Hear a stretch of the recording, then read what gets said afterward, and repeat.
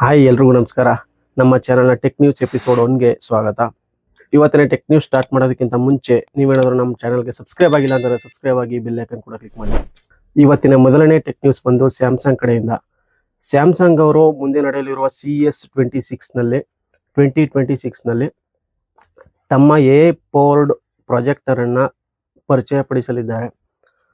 ಇದರ ಹೆಸರೇನಪ್ಪ ಅಂತಂದರೆ the free style plus ಅಂತ. ಇದ್ರ ವಿಶೇಷತೆ ಏನು ಅಂತಂದರೆ, ನೀವು ಪರದೆ ಹೆಂಗಾದ್ರೂ ಇರಲಿ, ಅದು ಪ್ರೊಜೆಕ್ಟ್ ಮಾಡುವಾಗ ಪರದೆ ಹೆಂಗಾದ್ರೂ ಇರಲಿ, ವೇರಿಯೇಷನ್ ಇತ್ತು ಅಂತಂದ್ರೂ ಕೂಡ ಆ ವಿಡಿಯೋ ಕ್ವಾಲಿಟಿ ಎಲ್ಲೂ ಕಾಂಪ್ರಮೈಸ್ ಆಗಲ್ಲ. ಒಳ್ಳೆ ಕ್ವಾಲಿಟಿ ಔಟ್ಪುಟನ್ನು ಇದು ಕೊಡುತ್ತೆ.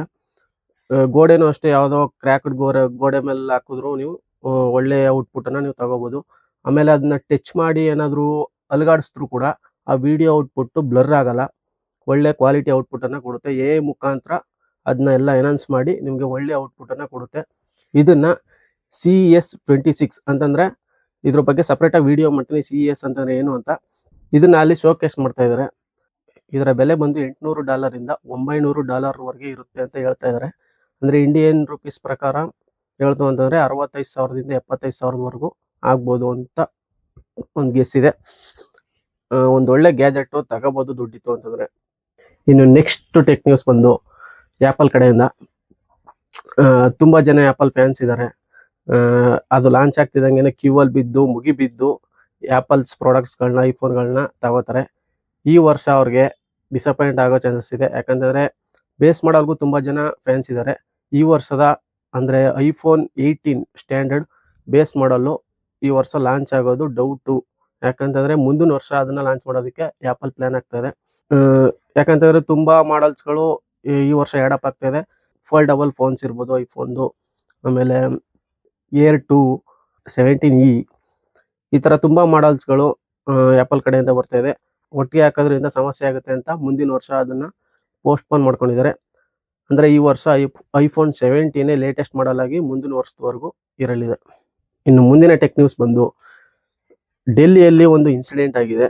ಅದೇನಪ್ಪ ಅಂತಂದರೆ, ಒಬ್ಬ ಎಂಪ್ಲಾಯಿ ತಲೆನೋವು ಅಂತ ಒಂದಿನ ರಜೆ ತಗೊಂಡಿದ್ದಾನೆ. ನೆಕ್ಸ್ಟ್ ದಿನ ಆ ತಲೆನೋವು ಕಂಟಿನ್ಯೂ ಆಗಿ ಕಡಿಮೆ ಆಗದೆ ಅವನು ರಜಾನ ಕಂಟಿನ್ಯೂ ಮಾಡಬೇಕು ಅಂತ ಹೇಳಿ ಅವ್ರ ಬಾಸ್ಗೆ ಕಾಲ್ ಮಾಡಿ ವಾಟ್ಸಪ್ ಚಾಟ್ ಮುಖಾಂತರ ಇನ್ನೊಂದಿನ ರಜೆ ಬೇಕು ಅಂತ ಕೇಳಿದ್ದಾರೆ. ಅದಕ್ಕೆ ಅವ್ರ ಬಾಸು ಲೈವ್ ಲೊಕೇಶನ್ನ ಕಳ್ಸಕ್ಕೆ ಹೇಳಿದ್ದಾರೆ. ಈ ವ್ಯಕ್ತಿ ಇದನ್ನೆಲ್ಲ ರೆಡ್ಡಿಟಲ್ಲಿ ಶೇರ್ ಮಾಡ್ಕೊಂಡಿದ್ದಾನೆ. ಫಿಸಿಕಲಿ ಏನಾದರೂ ಗಾಯ ಆಯಿತು ಅಂತಂದರೆ ತೋರಿಸ್ಬೋದು, ತಲೆನೋವನ್ನ ಹೆಂಗೂರು ತೋರಿಸೋದು? ಇದಕ್ಕೆ ನೀವೇನಂತೀರ ಕೆಳಗಡೆ ಕಮೆಂಟಲ್ಲಿ ಹಾಕಿ. ಇನ್ನು ಮುಂದಿನ ಟೆಕ್ ನ್ಯೂಸ್ ಬಂದು ನಮ್ಮ ಇಂಡಿಯನ್ ರೈಲ್ವೇಸಿಂದ. ಮುಂದಿನ ವರ್ಷ ನಮ್ಮ ಭಾರತದ ಮೊದಲ ಬುಲೆಟ್ ಟ್ರೈನ್ ಲಾಂಚ್ ಆಗೋ ಸಾಧ್ಯತೆ ಇದೆ.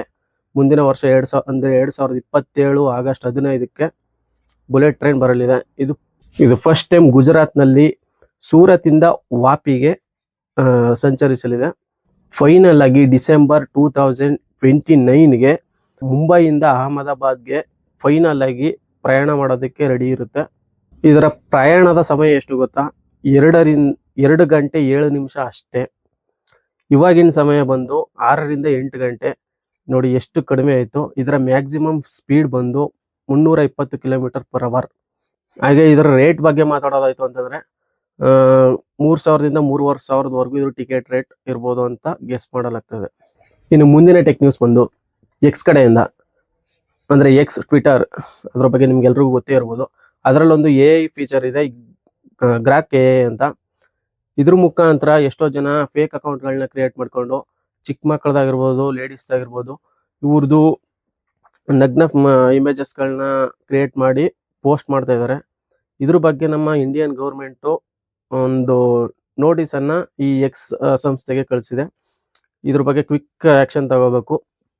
ಈಗ ಏನೇನೆಲ್ಲ ಇಮೇಜ್ಗಳು ಆ ಟ್ವಿಟರ್ನಲ್ಲಿ, ಎಕ್ಸ್ನಲ್ಲಿ ಹರಿದಾಡ್ತಾ ಇದೆ ಅದನ್ನೆಲ್ಲ ಡಿಲೀಟ್ ಮಾಡಬೇಕು, ಮತ್ತು ಇದ್ರ ಬಗ್ಗೆ ಕ್ವಿಕ್ ಆ್ಯಕ್ಷನ್ ತಗೋಬೇಕು ಅಂತಂತ ನೋಟಿಸನ್ನು ಇಂಡಿಯನ್ ಗೌರ್ಮೆಂಟು ಕಳಿಸಿದೆ. ಇದಕ್ಕೆ 72 ಗಂಟೆ ಟೈಮ್ ಕೂಡ ಕೊಟ್ಟಿದೆ. ಹೇಳೋಕ್ಕಾಗಲ್ಲ ಗುರು, ಏನೋ ಒಂದು ಪೋಸ್ಟ್ ಮಾಡಿರ್ತೀವಿ, ಒಂದು ಫೋಟೋನ ತೆಗೆದು ಈ ಥರ ಎಲ್ಲ ಮಿಸ್ಯೂಸ್ ಮಾಡ್ಕೊಬಿಟ್ರೆ ಕಷ್ಟ. ಇನ್ನು ಮುಂದಿನ ಟೆಕ್ ನ್ಯೂಸ್ ಬಂದು ಆ್ಯಪಲ್ ಕಡೆಯಿಂದನೇ. ನೀವು ತುಂಬ ಜನಕ್ಕೆ ಆಸೆ ಇರುತ್ತೆ ಮ್ಯಾಕ್ಬುಕ್ ತಗೋಬೇಕು ಅಂತ. ಮ್ಯಾಕ್ಬುಕ್ ಪ್ರೋ ವೇರಿಯಂಟ್ ಇರಲಿ, ಮ್ಯಾಕ್ಬುಕ್ ಏರ್ ತಗೋತೀನಿ ಅಂತಂದ್ರು ಹತ್ತತ್ರ 1 ಲಕ್ಷದವರೆಗೂ ಆಗ್ಬಿಡುತ್ತೆ ರೇಟು. ಇದನ್ನ ಆ್ಯಪಲ್ಲು ತಲೆಯಲ್ಲಿ ಇಟ್ಕೊಂಡು ಬಜೆಟಲ್ಲಿ ಕಮ್ಮಿ ರೇಟಲ್ಲಿ ಒಂದು ಮ್ಯಾಕ್ಬುಕ್ಕನ್ನು ಲಾಂಚ್ ಮಾಡೋದಕ್ಕೆ ಪ್ಲ್ಯಾನ್ ಮಾಡಿದೆ.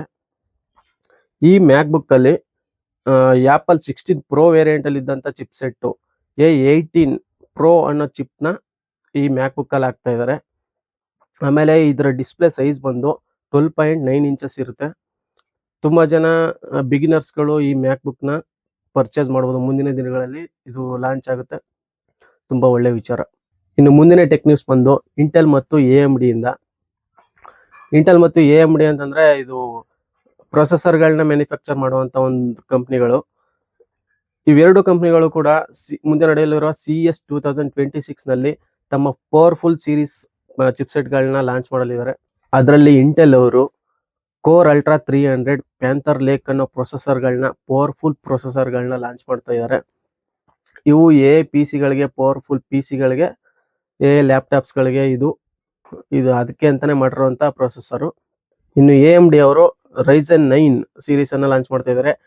9950X3D ಅನ್ನೋ ಪ್ರೊಸೆಸರ್ನ ಗೇಮಿಂಗ್ PC ಗಳಿಗೆ ಇದು ಮಾಡಿಸ್ತಂತ ಒಂದು ಪ್ರೊಸೆಸರು 2026 ಅಲ್ಲೇ ಲಾಂಚ್ ಆಗುತ್ತೆ. ನೀವು ಅದನ್ನ ಕಾದು ಬೇಕಾದ್ರೆ ವೆಯ್ಟ್ ಮಾಡಿ ಪರ್ಚೇಸ್ ಮಾಡ್ಬೋದು. ಇನ್ನು ಮುಂದಿನ ಟೆಕ್ ನ್ಯೂಸ್ ಬಂದು ನ್ಯೂರಾಲಿಂಕ್ ಪ್ರಾಜೆಕ್ಟ್ ಇಂದ. ನ್ಯೂರಾಲಿಂಕ್ ಪ್ರಾಜೆಕ್ಟ್ ಬಗ್ಗೆ ನಿಮ್ಗೆಲ್ರಿಗೂ ಗೊತ್ತೇ ಇದೆ. ಗೊತ್ತಿಲ್ಲ ಅಂತಂದ್ರೆ ಸಿಂಪಲ್ ಆಗಿ ಹೇಳ್ತೀನಿ ಕೇಳಿ. ಮನುಷ್ಯನ ಮೆದುಳಿಗೆ ಚಿಪ್ ಅನ್ನ ಅಳವಡಿಸೋದು. ಇದ್ರ ಮುಖಾಂತರ ಮನುಷ್ಯ ತಾನು ಥಿಂಕ್ ಮಾಡ್ತಾನೆ ಇಂಟರ್ನೆಟ್ ಅನ್ನ ಯೂಸ್ ಮಾಡ್ಬೋದು, ವಿಡಿಯೋ ಗೇಮ್ ಮಾಡ್ಬೋದು, ಬ್ರೌಸ್ ಮಾಡ್ಬೋದು. ಇಂಟರ್ನೆಟ್ ಅಲ್ಲಿ ಮಾಡುವಂತ ಎಲ್ಲಾ ಕೆಲಸಗಳನ್ನು ಮನುಷ್ಯ ಥಿಂಕ್ ಮಾಡೋ ಮುಖಾಂತರ ಮಾಡ್ಬೋದು. ಇದೇ ಈ ನ್ಯೂರಾಲಿಂಕ್ ಪ್ರಾಜೆಕ್ಟ್.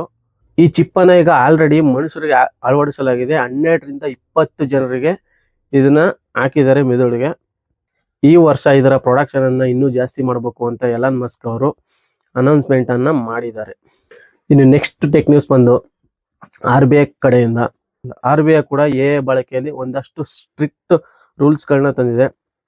ಅದೇನಪ್ಪಾ ಅಂತಂದ್ರೆ ಈಗ ಲೋನ್ ಪ್ರೊಸೆಸಿಂಗ್ ವೇಳೆ AI ಬಳಕೆ. ಇದ್ರ ಮುಖಾಂತರ ಎಲಿಜಿಬಲ್ ಇರೋರ್ಗೆ ಮಾತ್ರ ಲೋನ್ ಸಿಗುತ್ತೆ. ಎಲ್ರಿಗೂ ಕೂಡ ಲೋನ್ ಸಿಗಲ್ಲ. ಮುಂದೆ ಸ್ವಲ್ಪ ಕಷ್ಟ ಆಗ್ಬೋದು ಲೋನ್ ಸಿಗೋದು. ಈಗ ಬ್ಯಾಂಕಿಂಗ್ ಫ್ರಾಡ್ ಗಳಿಂದ ತಪ್ಪಿಸ್ಕೊಳ್ಳೋಕೆ AI ಬಳಕೆನ ಮಾಡಲಾಗ್ತದೆ. ಇದು ತುಂಬಾ ಸ್ಟ್ರಿಕ್ಟ್ ಆಗಿ ರೂಲ್ಸ್ ನನ್ನ RBI ತಂದಿದೆ. ಈಗ ತುಂಬಾ ಜನಕ್ಕೆ ಕಳ್ಳರಿಗೆ ಕೆಲಸ ಹೋಗ್ಬೋದು, ನೆಕ್ಸ್ಟ್ ಕೆಲಸ ನೋಡ್ಕೋಬೇಕಾಗ್ಬೋದು ಅವರು. ಇನ್ನು ಮುಂದಿನ ಟೆಕ್ ನ್ಯೂಸ್ ಬಂದು 21 ವರ್ಷದ ಎಡ್ವರ್ಡ್ ನೇಥನ್ ವರ್ಗೀಸ್. ಈತ ಹೈದರಾಬಾದ್ನ IIT CS ಇಂಜಿನಿಯರಿಂಗ್ ಸ್ಟೂಡೆಂಟು. ಈತನನ್ನ ನೆದರ್ಲ್ಯಾಂಡ್ನ ಆಪ್ಟಿವರ್ ಎಂಬ ಕಂಪ್ನಿ 2.5 ಕೋಟಿ ಸಂಬಳನ ಕೊಟ್ಟು ಹೈರ್ ಮಾಡಿದೆ. ನೋಡಿ ಗುರು, 2.5 ಕೋಟಿ ಟ್ಯಾಲೆಂಟ್ ಇತ್ತು ಅಂತಂದ್ರೆ ಈ ತರ. ನಿಮ್ಗೇನು ಅನಿಸ್ತು ಕಮೆಂಟ್ ಅಲ್ಲಿ ಹಾಕಿ.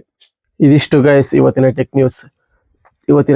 ಏನಾದ್ರು ಇನ್ಫಾರ್ಮೇಟಿವ್ ಆಗಿತ್ತು ಅಂತಂದ್ರೆ ಲೈಕ್ ಮಾಡಿ, ಶೇರ್ ಮಾಡಿ, ಸಬ್ಸ್ಕ್ರೈಬ್ ಮಾಡಿ ಮರಿದಂಗೆ. ಸಿಗೋಣ ನೆಕ್ಸ್ಟ್ ವಿಡಿಯೋದಲ್ಲಿ. ನಮಸ್ಕಾರ.